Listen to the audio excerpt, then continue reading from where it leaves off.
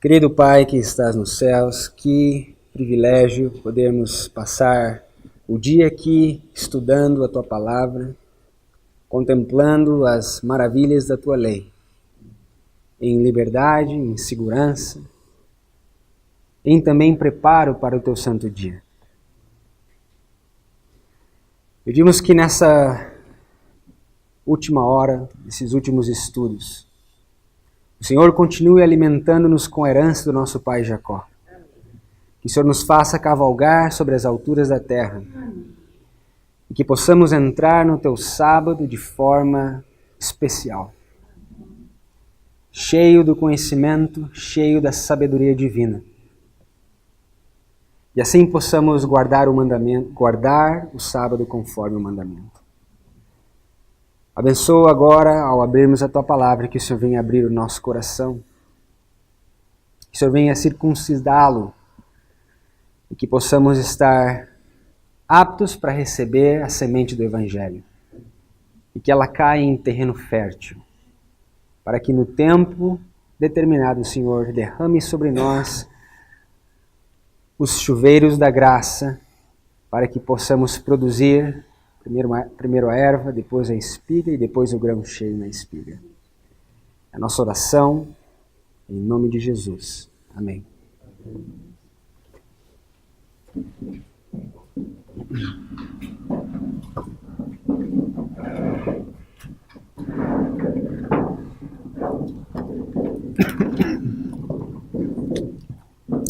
Eu queria convidá-los a abrirem comigo no livro de Marcos, capítulo 4.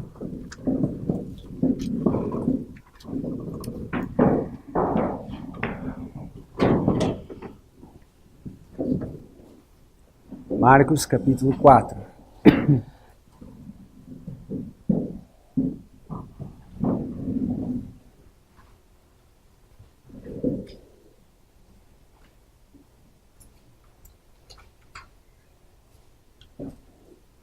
A Bíblia nos diz no verso 28, porque a terra por si mesma frutifica primeiro a erva, depois a espiga, e por último o grão cheio na espiga.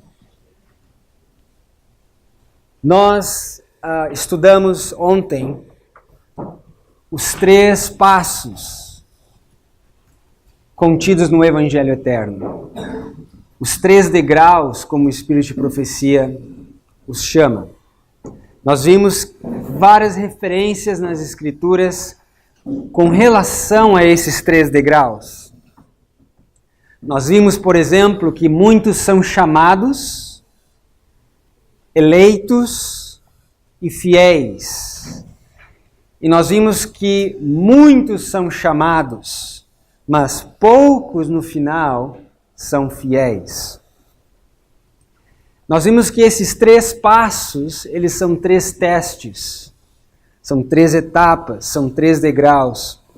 E o irmão Nestor me lembrou ontem que nós não mencionamos, propositalmente não mencionamos, que depois de cada 3 etapas ou cada 3 degraus, nós temos sempre um quarto mensageiro, um quarto elemento.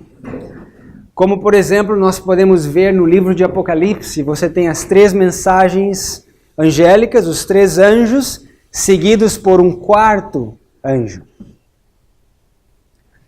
E nós podemos ver essa mesma aplicação ao decorrer do livro sagrado. Desde o Gênesis ao Apocalipse, você vê vez após vez essa ilustração. Por exemplo, nós lemos que Arão, Miriam e Moisés libertaram o povo do Egito, representando esses 3 mensageiros, mas somente com Josué é que eles entraram na terra prometida. Nós vemos, por exemplo, Sadraque, Mesaque e Abdenego dentro da fornalha ardente.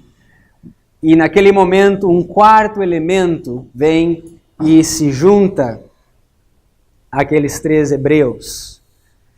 E assim por diante nós temos ilustração após ilustração desse quarto elemento se juntando, que não é nada mais, nada menos do que um fractal, como nós aprendemos ontem. O quarto anjo é a repetição dos 3 anjos.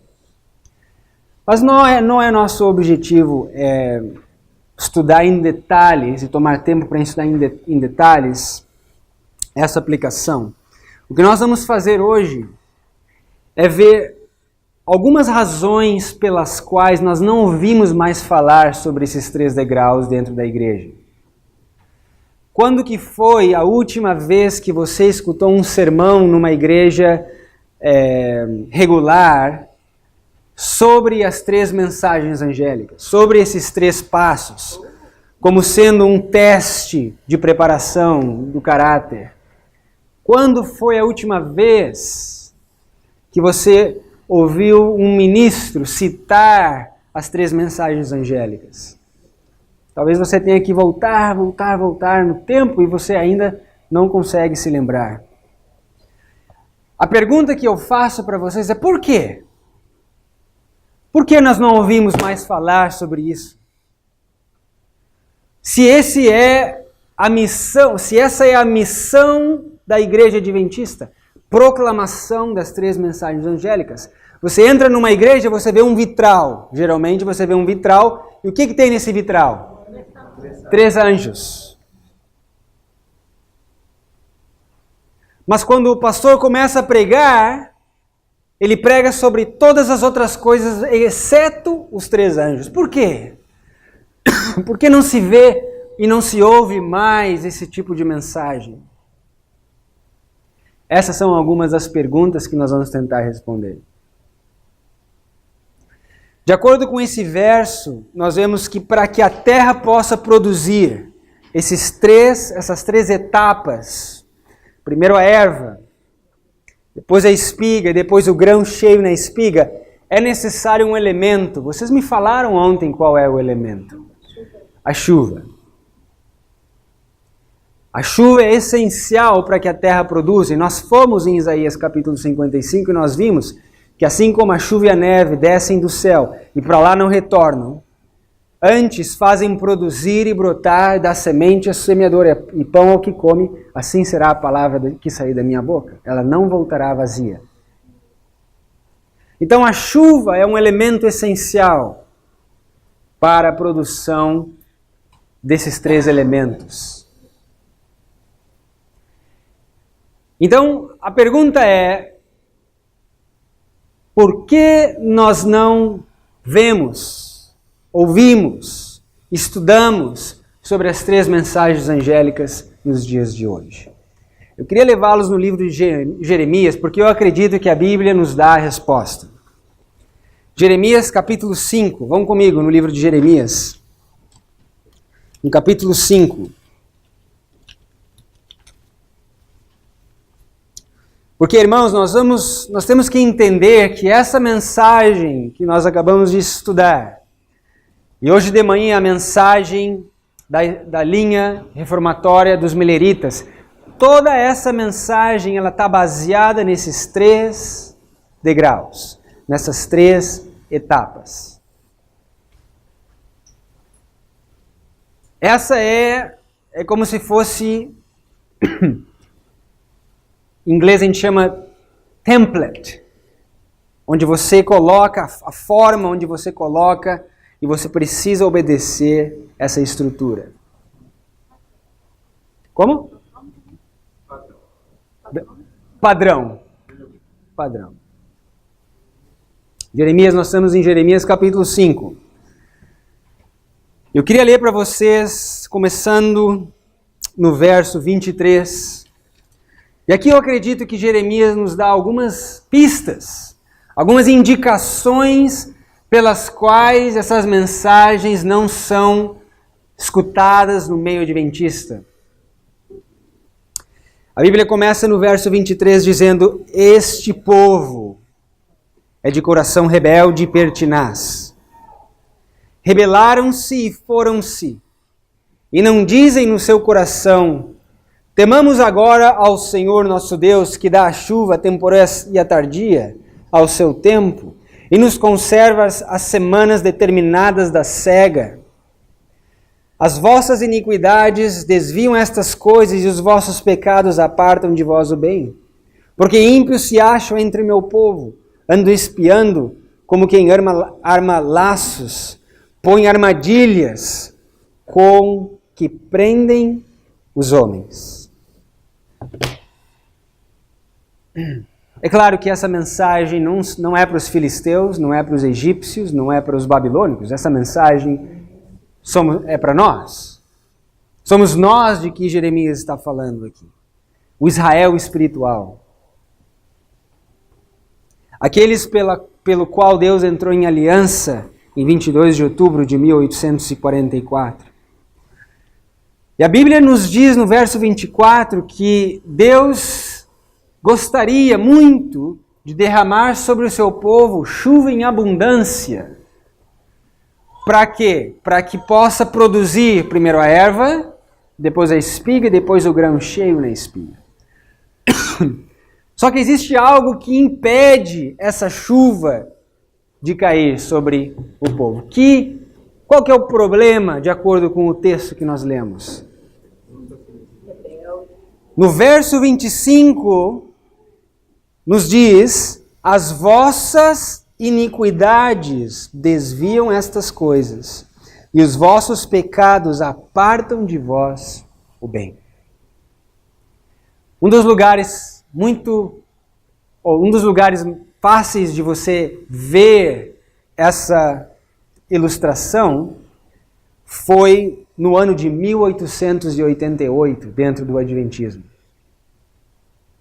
Deus estava disposto a derramar a chuva serôdia no seu povo. Nos foi dito hoje de manhã que o anjo de Apocalipse 18 desceu, estava prestes a dar poder e glória para o movimento adventista. Jesus estava às portas. Mas o que aconteceu? Por que nós ainda estamos aqui hoje? Por causa das vossas iniquidades, pelas quais desviam estas coisas, e os vossos pecados apartam de vós o bem. Qual foi a razão pela qual Cristo não pôde voltar? Foi porque o mundo não estava pronto? Foi porque o Evangelho não tinha sido pregado em todos os cantos da terra? Não. É por causa do povo. É por causa do povo. Porque as vossas iniquidades apartaram essas bênçãos. E você pode voltar no livro de Levíticos. Moisés foi o primeiro profeta a falar sobre isso. Ele disse: se vocês forem fiéis e obedecerem à aliança, Deus derramaria chuva abundante sobre a vossa terra. Porém, se vocês quebrarem a aliança, essas maldições também iriam cair sobre o povo. Então a primeira razão são as nossas iniquidades. É por isso que Deus retém a chuva do céu, a nuvem cheia de água é retida para que não caia sobre o povo. Agora, vá comigo no livro de Joel, capítulo 1. Vai chegar um dia, eu acredito que nós já vivemos nesse dia, em que Deus vai fazer chover numa cidade e a outra cidade não vai receber a chuva. Um indivíduo vai receber e o outro indivíduo não vai reconhecer. Nós sabemos, nós já lemos esse verso no livro de Amós e nós já lemos isso no Espírito de Profecia também. A chuva ela é individual.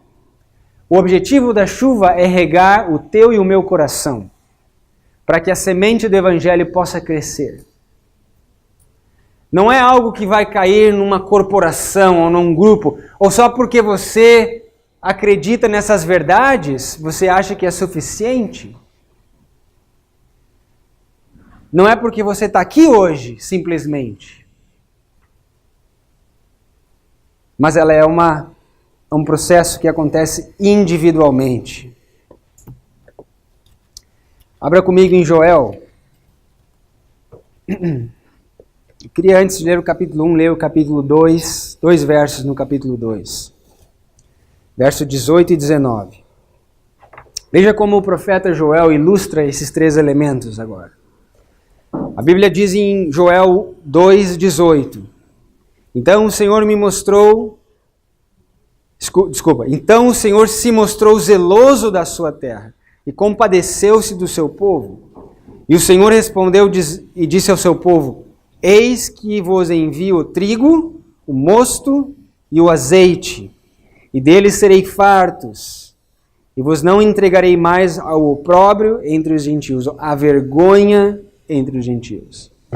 A minha pergunta para você é: se Deus precisa restaurar estas três coisas, o mosto, o vinho, o azeite, se Deus tem que restaurar ao povo essas coisas, a pergunta é, por que tem que ser restaurado? Não era para o povo ter o vinho, o mosto e o azeite? Esses três elementos? Não era algo para que o povo judeu tivesse como recompensa da sua fidelidade, como recompensa da chuva que rega a terra e que faz produzir e brotar?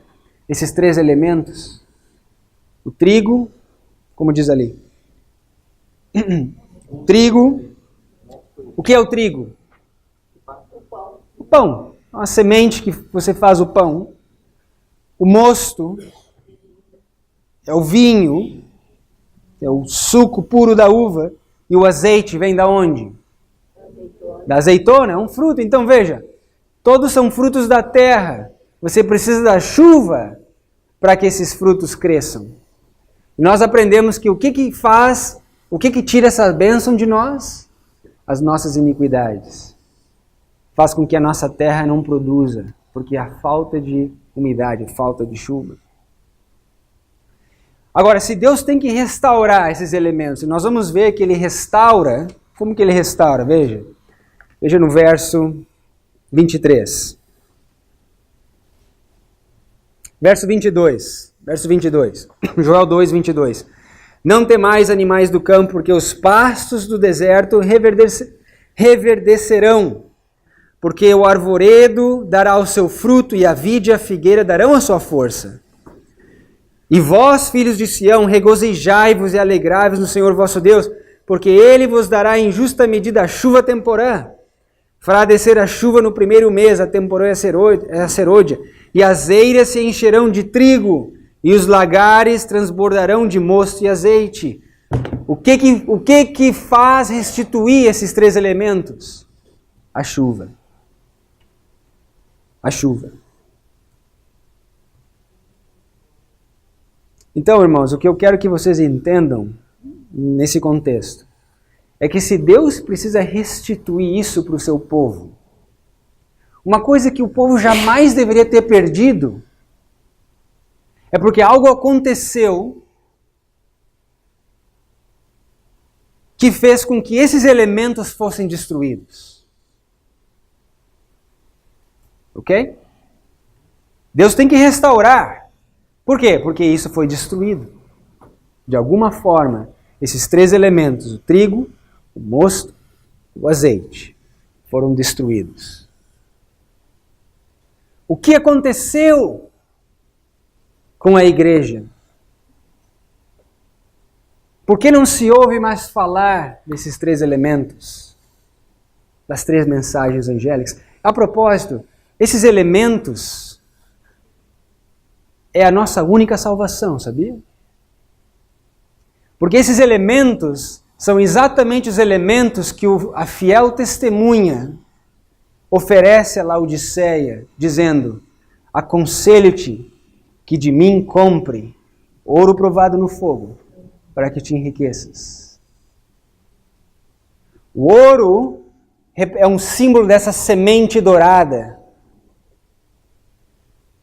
Mas não é só o ouro.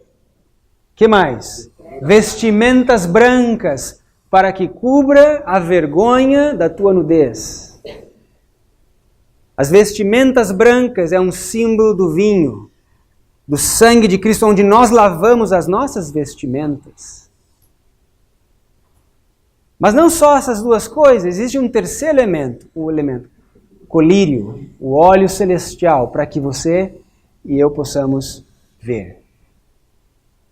Se Laodiceia não compra esses elementos, e a Bíblia diz, comprai sem preço, porque não está à venda por dinheiro, mas existe um preço.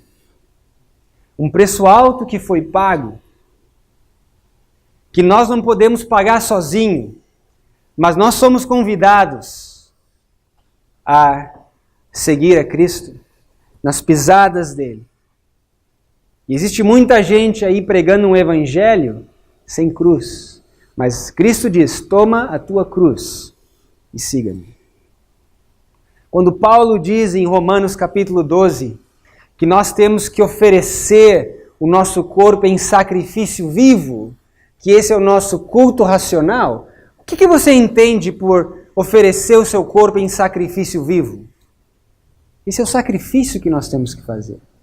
Existe um preço a ser pago. Um preço que foi pago na cruz do Calvário, mas um preço que eu e você temos que pagar também. Laodiceia tem que comprar esses três elementos, não por dinheiro, mas com um preço alto. Irmãos, essa é a nossa única esperança. E Satanás sabe disso. Foi por essa razão, que ele deu um jeito de completamente destruir esses três elementos. Ele destruiu o trigo, ele destruiu o vinho, destruiu o azeite. Nós vamos ver o que a Bíblia nos ensina. Abra comigo em Joel capítulo 1. E nós vamos tentar entender que destruição foi essa que aconteceu, pela qual hoje não se entende mais os três anjos, as três mensagens angélicas. Nós não sabemos posicioná-las na história. Nós, ao invés de lermos livros daqueles que conhecem e entendem sobre os três anjos, que livros que nós vendemos nas nossas livrarias? Livros de pessoas que guardam um domingo, que não sabem nada sobre os três anjos, que não guardam nem o sábado, e nós bebemos dessas fontes, dessas cisternas quebradas que não conseguem segurar água. Essa é a realidade. Essa é a realidade. E ainda mais nós achamos o máximo que esses evangelistas ensinam. Temos bebido desse vinho contaminado há muito e muito tempo. Isso não é uma coisa de hoje. Muitas vezes nós pensamos, as coisas estão piorando, né? Há 20 anos atrás não era assim. Não. Talvez não seja como é hoje, mas 20 anos na história passada não é o suficiente para nós entendermos o que aconteceu. Nós temos que voltar muito e muito tempo para que nós possamos entender. E claro, nós não vamos ter tempo de olhar essa história com detalhes, mas eu quero dar o panorama geral, e aí você no seu tempo, você vai e você pesquisa e busca a informação. Joel capítulo 1. Veja só, começando no verso 1. Palavra do Senhor que foi dirigida a Joel, filho de Petuel. Ouvi isso, vós anciãos, e escutai, todos os moradores da terra. Porventura isso aconteceu em vossos dias ou nos dias dos vossos pais? Fazei sobre isso uma narração aos vossos filhos, e os vossos filhos a seus filhos, e os seus filhos, e os filhos destes a outra geração. Verso 4. O que ficou da lagarta, o gafanhoto comeu. O que ficou do gafanhoto, a locusto comeu. O que ficou da locusto, o pulgão comeu. Despertai-vos, bêbados, e chorai. Gemei todos os que bebem vinho por causa do mosto, porque é tirado da vossa boca. Porque subiu contra a minha terra uma nação poderosa e sem número. Os seus dentes são dentes de leão, e tem queixadas de um leão velho. Fez da minha vide uma assolação, e tirou a casca da minha figueira, despiu-a toda, lançou por terra e seus ramos se quebraram, ou se embranqueceram. Lamenta como a virgem que está cingida de saco pelo marido de sua mocidade. Foi cortada a oferta de alimentos e a libação da casa do Senhor. Os sacerdotes, ministros, estão entristecidos.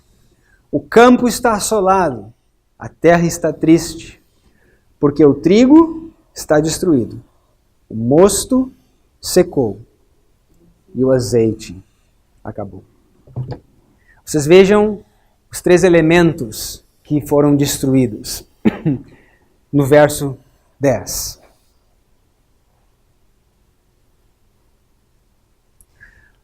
O que quer que Joel esteja falando aqui, talvez muitos de nós já entendam que Joel se refere no capítulo 1.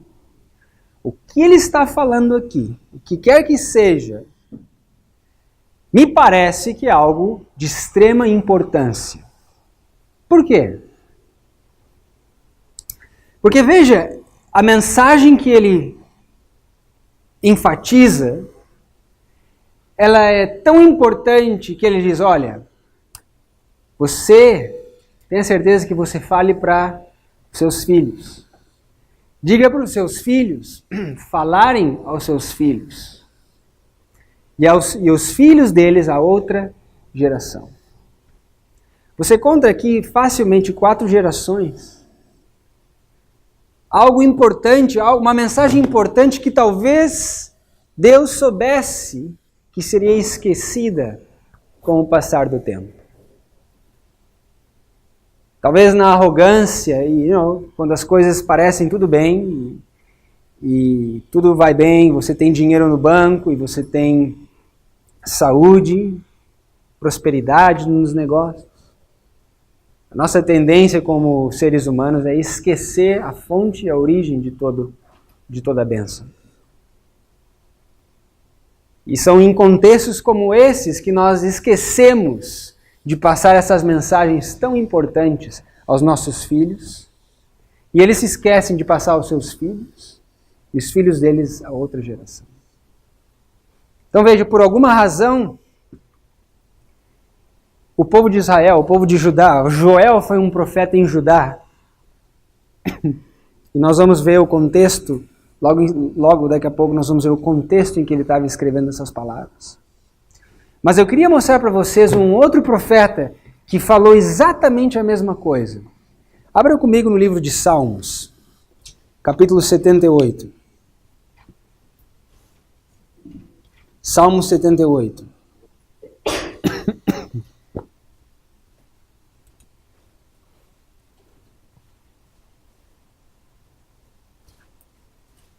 Salmos capítulo 78.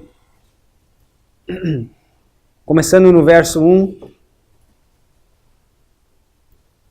A Bíblia diz: escutai a minha lei, povo meu. Inclinai os vossos ouvidos às palavras da minha boca. Abrirei a minha boca numa parábola, falarei enigmas da antiguidade, os quais temos ouvido e sabido, e nossos pais nos têm contado. Não os encobriremos aos seus filhos, mostrando à geração futura os louvores do Senhor. Vocês notem a linguagem, ok? Esses enigmas da antiguidade que nós temos ouvido e sabido, nossos pais nos têm contado. Nós não encobriremos esses enigmas dos nossos filhos, nós vamos mostrar à geração futura. Verso 5. Porque ele estabeleceu um testemunho em Jacó e pôs uma lei em Israel, a qual deu aos nossos pais para que fizessem conhecer aos seus filhos, para que a geração vindoura a soubesse, os filhos que nascessem, os quais se levantassem e a contassem a seus filhos, para que pusessem em Deus a sua esperança, e se não esquecessem das obras de Deus, mas guardassem os seus. Qual que era o objetivo final dessa mensagem? Que era para ser passada de geração em geração? Guardar os mandamentos. Por quê? Porque esse é o dever de todo homem. Eclesiastes nos fala isso. É a suma de todas essas coisas, temer a Deus e guardar os mandamentos. Veja que nesse momento da história, nós vemos aqui o salmista falando que ele iria sim passar essa mensagem de geração em geração. Que ele iria falar para os seus filhos. E que seus filhos falariam para os filhos deles dessa mensagem. Para que eles não quebrassem os mandamentos, não quebrassem a aliança. Notem o linguajar. O começo do capítulo diz: escutai a minha lei, inclinai os vossos ouvidos às palavras da minha boca. Veja como que o salmista começa. Abra comigo em Deuteronômio 32. Eu acho que isso não é coincidência. Veja só o que a Bíblia nos diz em Deuteronômio 32.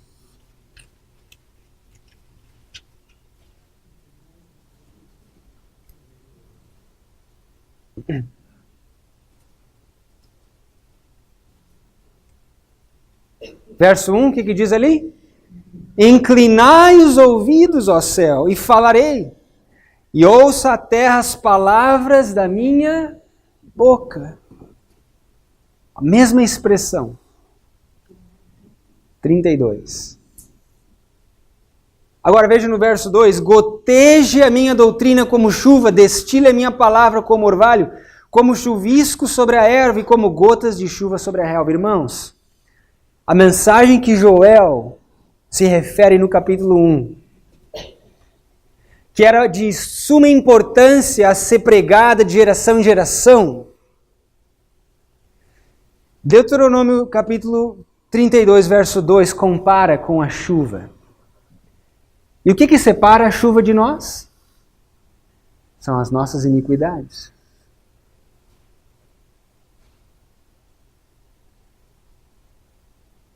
Essa mensagem, não sabemos ainda a mensagem que Joel se refere, que o salmista se refere, mas ela é comparada com a chuva. Essa é a mensagem que vai fazer produzir primeiro a erva, depois a espiga, depois o grão cheio na espiga, fazer produzir o trigo, o mosto e o azeite. É a mensagem que traz restauração. É a mensagem da chuva serôdia. Eu digo para vocês de antemão que essa mensagem tem caído há mais de 16 anos. Talvez uma cidade tenha recebido, outra cidade não. Talvez um indivíduo tenha recebido, mas outro indivíduo não. Nos foi dito que a menos que nós reconheçamos, nós não iremos o quê?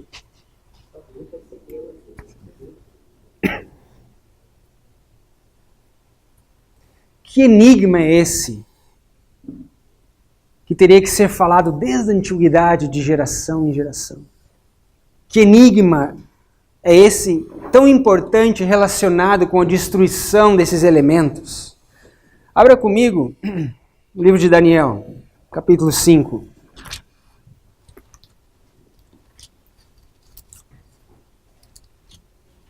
Daniel é um homem representativo.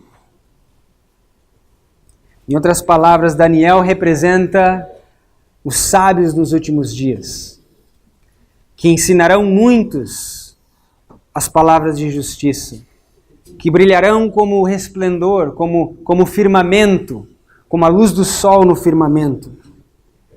Daniel representa os fiéis, aqueles que são chamados eleitos e fiéis. Nós vimos ontem que o livro de Daniel é uma tipologia, um símbolo das 3 mensagens angélicas. Capítulo 1, 2, 3 nós temos ali claramente revelado. Capítulo 1 até o 6, mais uma vez, nós temos claramente revelado. As visões do capítulo 7 até o capítulo 12 é a mensagem contida no livrinho. Nós vimos que é do livro de Daniel que a mensagem presente é proclamada. Nós comentávamos aqui no intervalo que a pergunta era: qual é a nossa mensagem presente? Existem tantas mensagens, mas se você pudesse dar um resumo, uma síntese, o que seria a nossa mensagem para essa geração? E a pergunta é: qual era a mensagem presente na época de Cristo? Qual era a mensagem presente? Qual era a mensagem presente na época dos mileritas? Porque se nós pudéssemos determinar e saber de onde é que eles tiraram a verdade presente, é você colocar linha sobre linha e você vai ver de onde que sai a nossa. Os mileritas, qual era a mensagem deles? Ok, eles tiraram de Daniel 8,14, mas qual que era a mensagem deles? Que o santuário seria purificado, Cristo estava voltando, e eles tiraram essa afirmação de Daniel 8,14. Mas para eles compreenderem o verso 14, eles tiveram que compreender o capítulo inteiro. Concorda? Porque ali você tem os bodes, você tem o chifre sendo quebrado, você tem o contínuo sendo removido, você tem vários elementos importantes para você entender Daniel 8,14. Eles tiraram do livro de Daniel. Na época de Cristo, qual era a mensagem presente para aquela geração? Eu ouvi alguém falar antes. O que eles estavam pregando? O que Jesus, os discípulos, João Batista pregavam? Arrependei-vos, que é chegado o reino do céu. Da onde que eles tiraram que o reino de Deus estava chegando?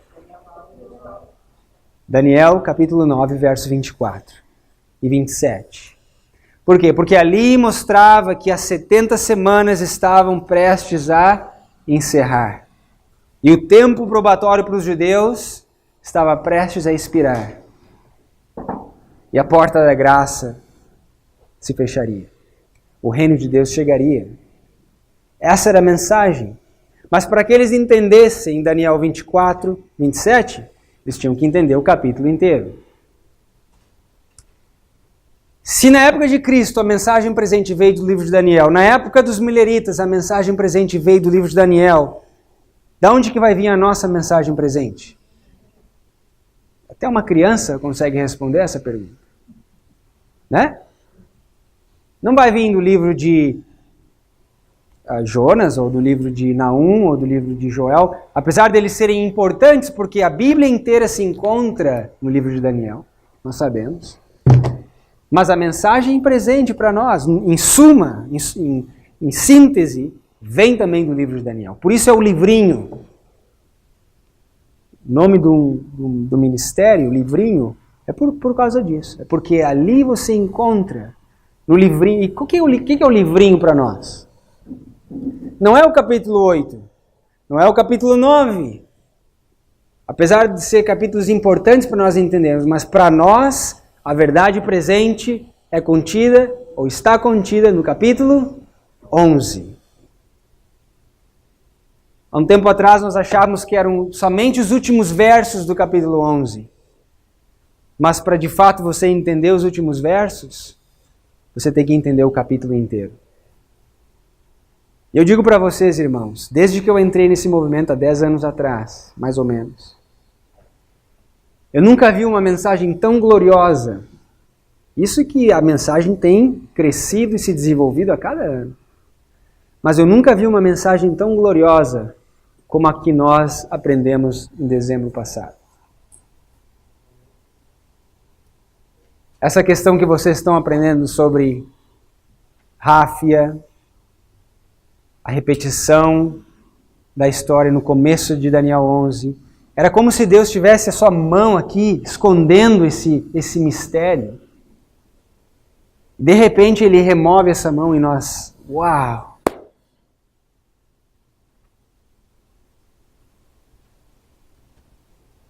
Essa é a mensagem, eu acredito, que vai nos levar à glória.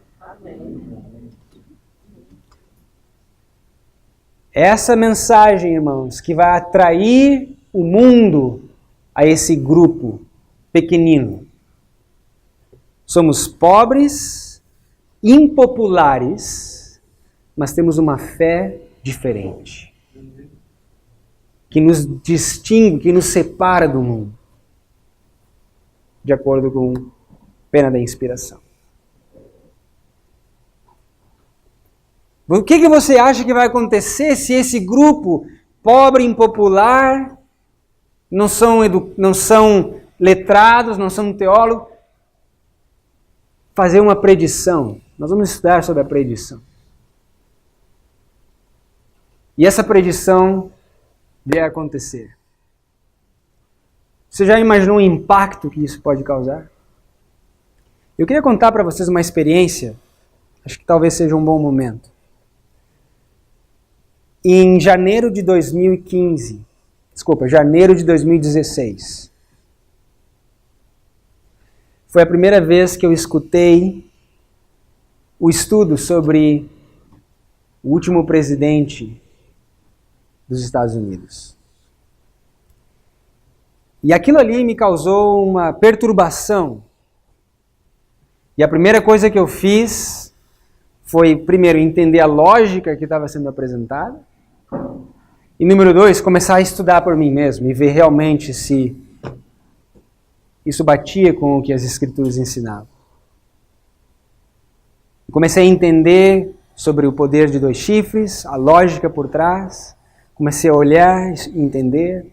E chegou um momento, no desenrolar do percurso, da mensagem, em que nos Estados Unidos era muito claro, era evidente que o Trump não tinha chance nenhuma de ganhar. Eu me lembro nessa época que... Logo no começo das apresentações. Exato. Houve uma mudança, uma ênfase, começou a não se enfatizar tanto o Trump como o último presidente, mas começou a haver um entendimento de que poderia ser tanto a Hillary quanto o Trump. Porque tanto a Hillary quanto o Trump se encaixavam, vamos dizer assim, com o começo de Daniel capítulo 11. Ambos eram ricos, riquíssimos. Só que havia um detalhe na profecia que sempre me incomodou. E o meu objetivo não é falar sobre os presidentes, mas em Daniel capítulo 9 nos fala, nós estudamos, que esse último presidente, em português não está muito claro, mas diz que ele suscitará todos contra a Grécia. Que ele, 11 verso 2. 11 verso 2. Ele suscitará todos contra a Grécia. E eu só via uma pessoa que poderia cumprir essa profecia. Só haveria um entre os dois que poderia cumprir essa profecia. Alguém que suscitaria todos ou agitaria todos contra o resto do mundo. Porque Trump, desde o começo, ele era alguém que falava o que pensava. E quando você fala o que pensa, muitas vezes você escuta o que não quer. E o mundo inteiro se voltou contra ele. Nos Estados Unidos, a mídia, 99% da mídia estava com as armas apontadas para ele. E bombardeavam e tentavam fazer de tudo para destruir com a sua candidatura. Eu estava olhando aqueles aqueles eventos acontecerem, e eu comecei a pensar, gente, não pode ser. Ele não tem chance nenhuma de ganhar. As pesquisas diziam que Hillary, num momento eu me lembro, Hillary teria 90% de chance de ganhar a presidência. Irmãos, uma longa história, mas eu me lembro, no dia 10 de novembro, a minha esposa e minha filha já estavam aqui no Brasil, eu ia me reunir com elas alguns dias depois. Eu sentei no meu sofá na minha sala e comecei a assistir como se desenrolou a eleição. E para minha surpresa, estado por estado, ele foi ganhando, estado por estado. E o meu queixo começou a cair. E eu comecei a me arrepiar. E eu disse, Senhor, que privilégio o Senhor ter revelado essa pequena revelação a esse movimento. E aquilo começou a acontecer diante dos meus olhos. O mundo inteiro, irmãos, não acreditava. O mundo inteiro tinha certeza que Hillary Clinton iria ganhar a presidência americana. Até ela tinha certeza. Mas nós sabemos o que aconteceu. E as eleições acabaram, vamos dizer, o triunfo, o grito de triunfo de Donald Trump aconteceu mais ou menos 1h, 2h da manhã na Califórnia, onde eu vivo. No dia 9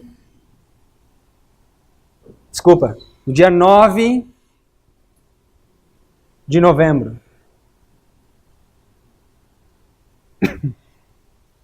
Quando eu olhei aquilo, eu disse, nós que lidamos com números, qual é a primeira coisa que vem na sua mente? 11 de setembro. E eu disse, nossa. E aí comecei a olhar.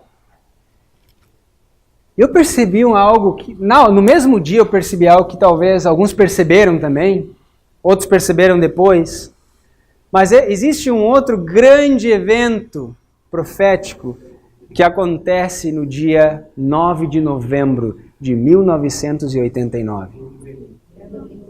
A queda do Muro de Berlim. Coincidência? Eu acredito que não. 11 de setembro, 9 de novembro, são datas já estabelecidas. E como um sinal, como um token, como o inglês diz, Deus deixou a sua marca, mais uma vez, de que a interpretação estava correta. Eu me lembro aquela noite, eu me ajoelhei e fiz um pacto com Deus. Nós não, como foi falado aqui, não existe outro lugar para nós irmos. Essa é a verdade. Deus quer usar cada um de nós para fazer parte desse movimento.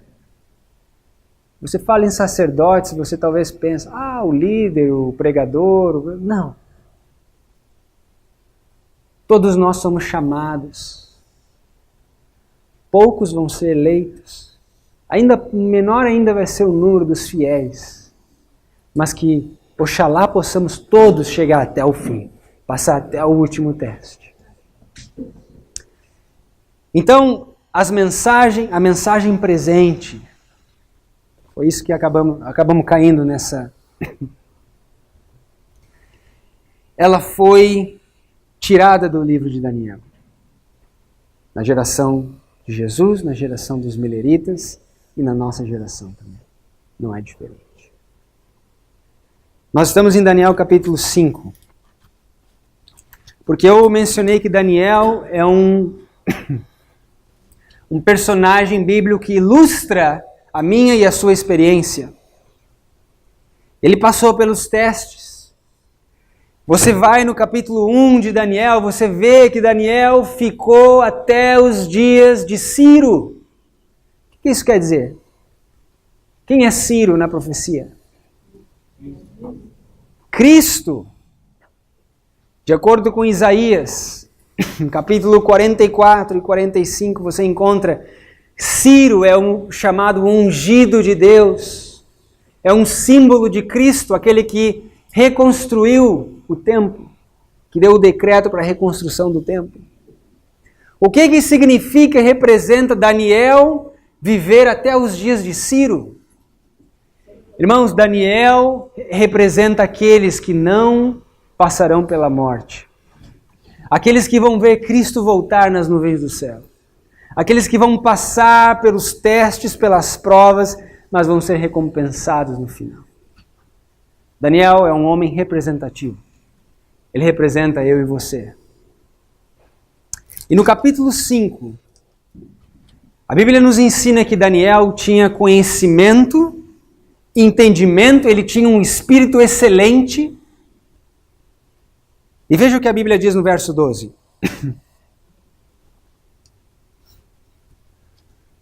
Porquanto se achou neste Daniel um espírito excelente, e conhecimento e entendimento, interpretando sonhos e explicando enigmas, resolvendo dúvidas, ao qual o rei pôs o nome de Beltesazar. Chama-se, pois, agora Daniel, e ele dará a interpretação. Então veja, Daniel aqui é chamado, e é dito que ele tem um espírito excelente, ele tem conhecimento, entendimento, interpretando sonhos, explicando o quê? Enigmas. Lembra o que o salmista disse? Que a mensagem que seria dita de geração em geração seria uma mensagem dita através de enigmas, de parábolas e enigmas desde a antiguidade. Então não é uma mensagem nova, é uma mensagem velha, mas é uma mensagem enigmática, cheia de mistérios. E somente Daniel é que pôde compreender aquela mensagem. De acordo com o capítulo 5, que mensagem foi essa que Daniel interpretou?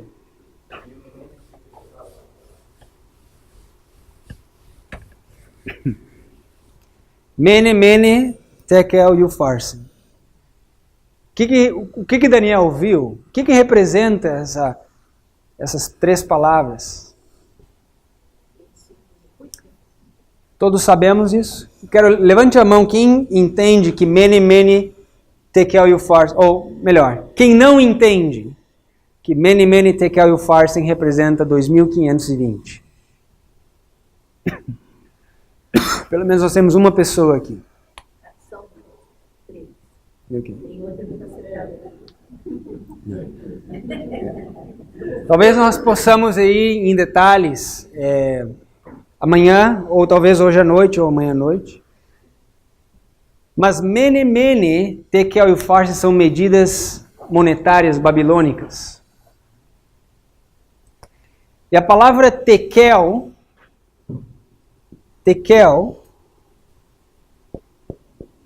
é a mesma coisa que shekel, ou ciclo em português. Shekel. Existe uma conta que quando você começa a quebrar e ver quantos shekels, quantos ciclos possui mene, mene, tekel e upharsin, você chega a um número. E esse número é 126 ciclos. 126 ciclos. Desculpa.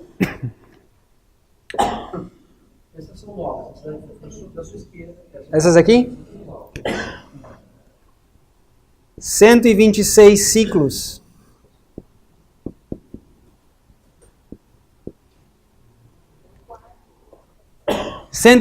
Ciclos. Só que o ciclo não era a menor medida do santuário. A menor medida eram os geras. E cada ciclo haviam 20 geras. Quando você multiplica esses 126 ciclos por 20 guerras, você tem 2520. Nós podemos ir com mais detalhes uma outra hora. Mas a suma é que quando Daniel ouviu aquelas palavras, ele viu uma coisa. E é a primeira coisa que ele fala.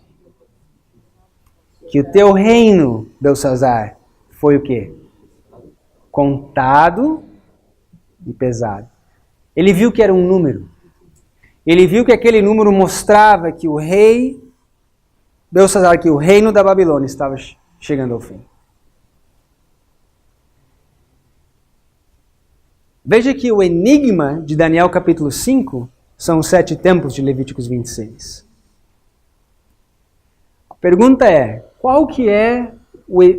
que mensagem é essa que Joel diz para a gente repetir a tantas gerações, que talvez passou por um esquecimento? Uma mensagem também que é uma mensagem enigmática, cheia de parábolas, conectada com a chuva, com o derramamento do Espírito Santo.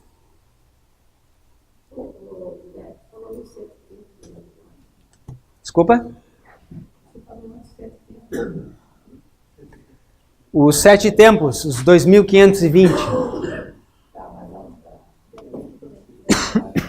São 26 vezes 20. Você tem 2520. A pergunta então é, será que nós podemos dizer que a mensagem que Joel estava dizendo que destruiu o mosto, destruiu o trigo, destruiu o azeite, tem alguma coisa a ver com os 2520? O que você acha? Será que Moisés já havia falado sobre essa destruição? Abra comigo no livro de Deuteronômio 28.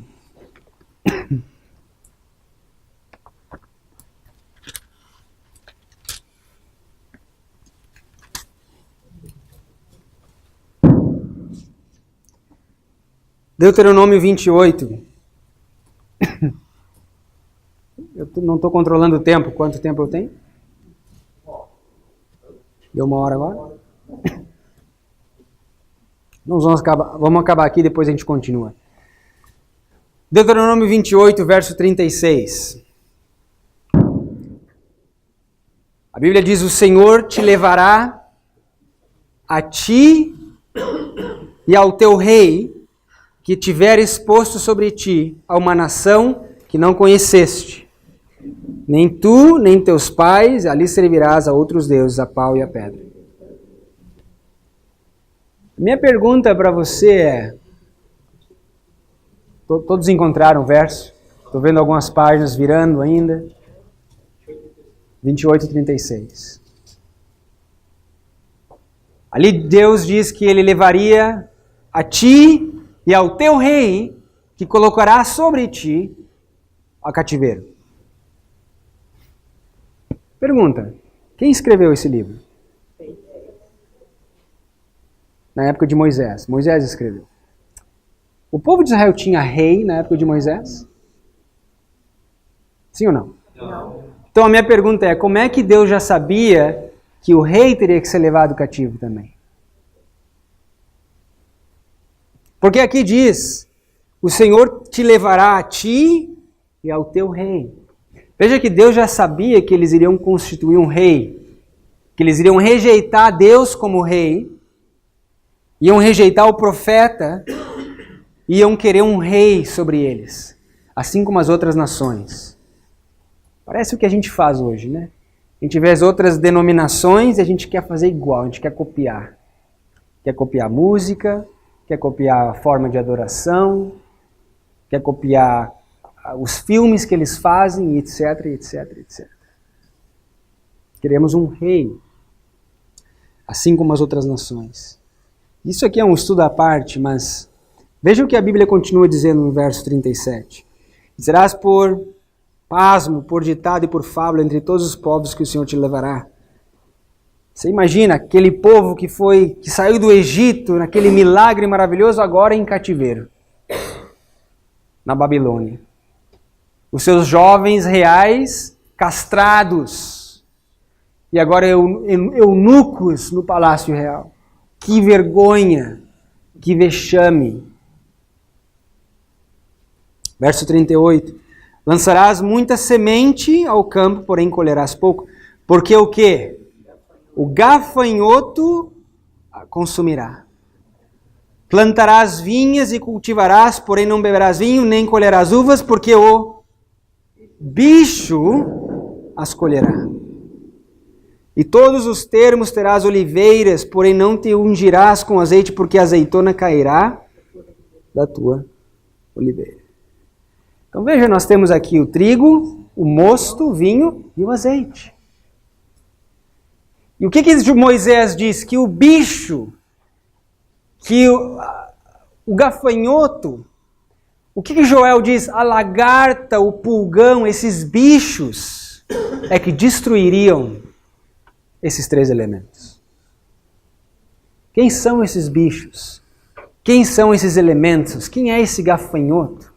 Nós não temos tempo de lidar com cada um desses elementos, mas o próprio Joel nos dá a resposta. Você quer saber uma resposta rápida e curta? Volta comigo em Joel e nós acabamos ali. Joel capítulo 2.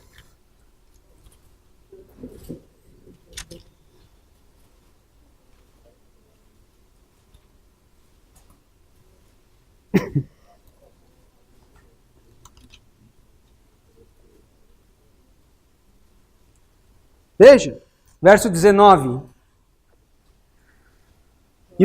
Joel, capítulo 2, verso 19. E o Senhor respondeu e disse ao seu povo: Eis que vos envio o trigo, o mosto e o azeite. Deles sereis fartos. E vos não entregarei mais ao opróbrio entre os gentios, mas removerei para longe de vós o exército do sul. O exército do norte. Quem é o responsável por destruir esses elementos? O exército do norte, de acordo com esse verso.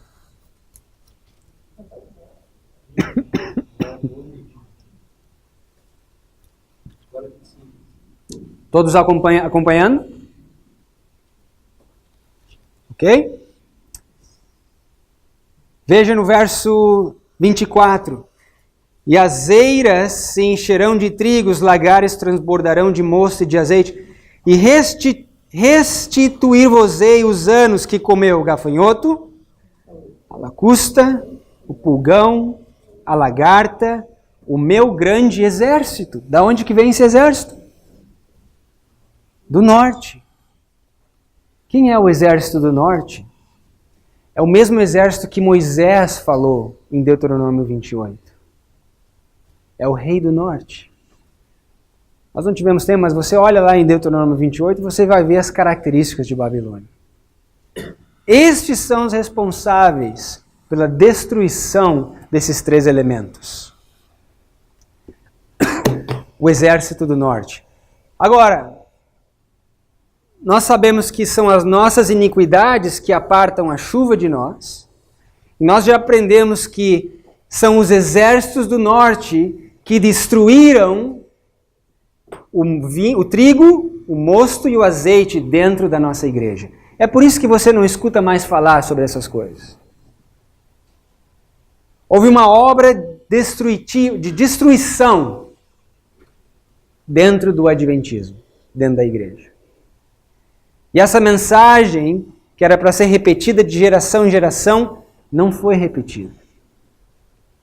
E hoje nós estamos vivendo na última geração, tendo que relembrar e restaurar, assim como Josias teve que restaurar essa mensagem no tempo dele. Se vocês cumprirem os mandamentos, bênçãos recebereis. Se vocês quebrarem os mandamentos, serão nossa próxima hora, nós vamos estudar esses 3 elementos e ver o que está conectado com o trigo, com o vinho e com o azeite. E nós vamos ver algumas experiências na Bíblia que ilustram o que está acontecendo dentro da nossa igreja. Vamos orar.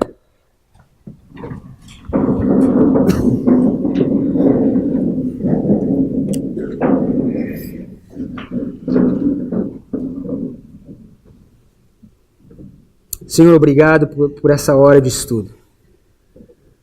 Obrigado porque o Senhor tem revelado essas verdades para cada um de nós. Pedimos que o Senhor derrame a Tua justiça sobre nós, que venha fazer chover justiça sobre nós, para que a semente do Evangelho possa produzir e brotar e dar semente ao semeador e pão ao que come. Continua conosco, santifica-nos na Tua palavra, porque a Tua palavra é a verdade. Em nome de Jesus. Amém.